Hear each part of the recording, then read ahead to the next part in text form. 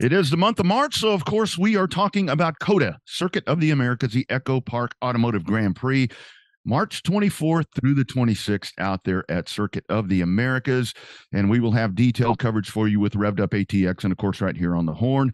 And we are delighted today to talk to the driver of the number 5 HendrickCars.com Chevrolet.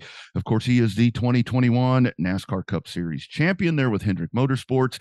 It is Kyle Larson. Kyle, how are you doing, sir? I'm good. How are you? Doing well, man. Thank you for asking. So, Kyle, we'll dive into the Austin stuff here in just a little bit, but I do want to get your thoughts. The start here with 2023, right there in place to win at Daytona. It looked like it was sitting right there for you. You get a 1-2-3 finish for Hendrick this past weekend at Vegas. Looks like a pretty good start for you guys in the 5 team.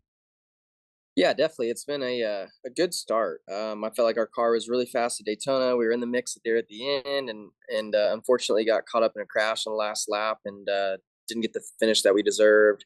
Fontana, we had mechanical issues early with our engine, and was able to get that fixed, but we were obviously a bunch of laps down. And but once we went back out, we were the fastest car on the track. And then Vegas, we were a caution away at 3 laps left.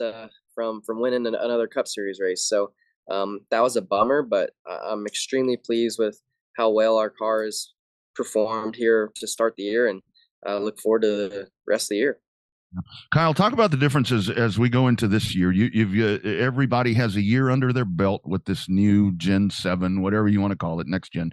There's a little bit of a playbook right there that you have. So that has to be a little, I guess, easier on the teams where you have something that you can fall back on with this race car. Yeah, definitely. I think anytime you get to compete another time, so you have another year under our belt, going to all these tracks for at least the second or third time, it definitely helps. You know what to expect a little bit. The teams all get their setups a lot better.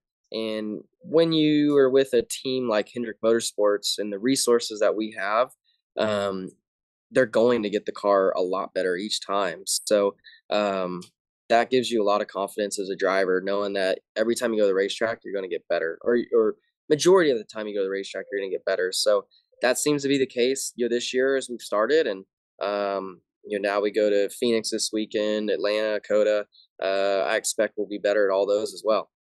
How is that diversity? When we talk about the NASCAR schedule all the time and how it's changed, I mean, you're getting a little bit of everything right here to start the season.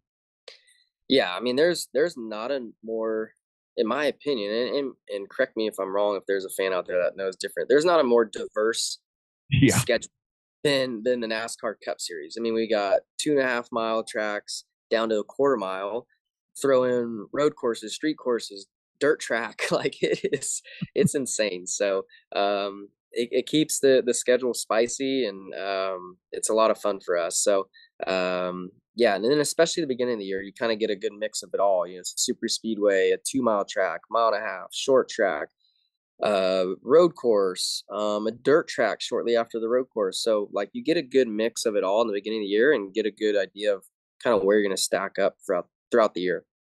No doubt. So as we start working towards COTA, obviously some changes that we saw a little bit ago to where the downforce, there's going to be less downforce on these race cars now, and I think that's where this car continues to evolve. I mean, this is a race car that is a work in progress, and you guys are on the job training with this thing. And you'll find out at Phoenix that this is when we see the new downforce package. Your thoughts on that? This is where this car tailors so well to guys like you. This is a driver's race car. You got to go elbows up and white knuckle this thing. I hope so. Anyways, I hope it suits me. I don't really know, but it seems like in the past it kind of has. But no, I think it's good that NASCAR decided to you alter the aero package a little bit for the short tracks and road courses.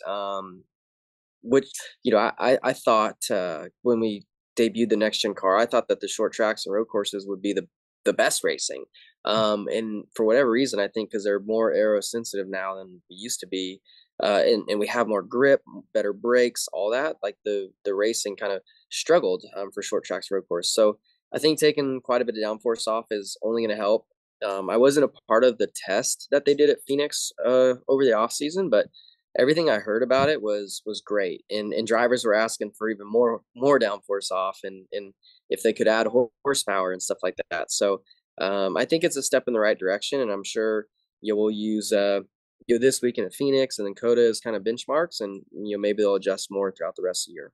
So as you come back to Austin, I mean, this racetrack right here, I mean, it's unique. It's very unique. I mean, the elevation changes and everything, built for Formula One, and here we are with these big, heavy stock cars out there. You've got a second place finish in that monsoon that we had the first year, but your thoughts as you come back? I mean, this you got to be technical out there. This is a different beast out here in Southeast Travis County. Yeah, no, Coda was. I mean, we've gotten both Codas. I feel like, like you said, the monsoon the first year, which was my first ever time really racing in the rain. So that was a blast, and we came up a little bit short there because it started raining too hard, and we had to call the race short. We were in the position to win that one. And then last year we weren't very good at all weekend.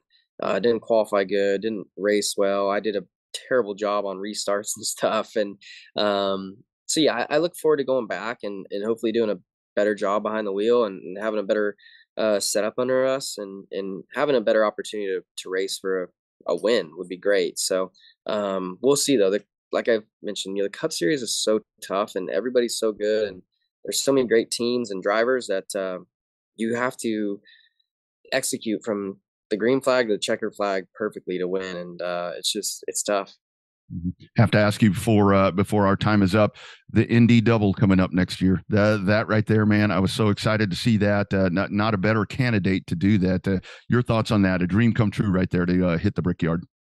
Definitely. Yeah, I'm very excited about it. Excited that it's over a year away too, because I it will give me more of an opportunity to train for it, get prepared. You just soak up as much knowledge and information as I can this year, and be hopefully in a better position when I go test for my first time and then race next year. And because I don't want to go and just say that I've competed in the Indy 500. Like I want to go and feel like I've got a shot to win, and I'm with a great team, so I know I'm gonna have a shot to win as far as car speed goes. So just got to put it all together on my end. I'm sure you will. Kyle, good luck this weekend at Phoenix, as well as Atlanta coming up the following week. Look forward to having you in the Lone Star State, and get out there and have a good run at Coda. Thank you, I appreciate it.